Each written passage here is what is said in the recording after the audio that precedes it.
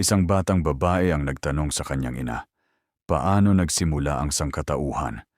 Sumagot ang ina, ginawa ng Diyos sina Adan at Eva at nagkaanak sila, at sa gayon, ginawa ang lahat ng sangkatauhan. Kinabukasan, tinanong ng batang babae ang kanyang ama ng ganoon ding tanong. Paano nagsimula ang sangkatauhan? Sumagot ang ama, ganito itong baby girl. Maraming taon na ang nakalilipas. May mga unggoy na talagang mahilig mag-breed at mula sa kanila ang lahi ng tao.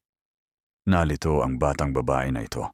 Parehong sinagot ng mga magulang ang parehong mga tanong na may magkaibang sagot.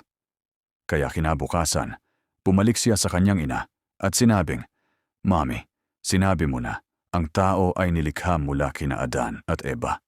Pero sabi ni Daddy ay galing sila sa unggoy. Magaling ang sagot ng Nanay Sinta. Napakasimple lang talaga.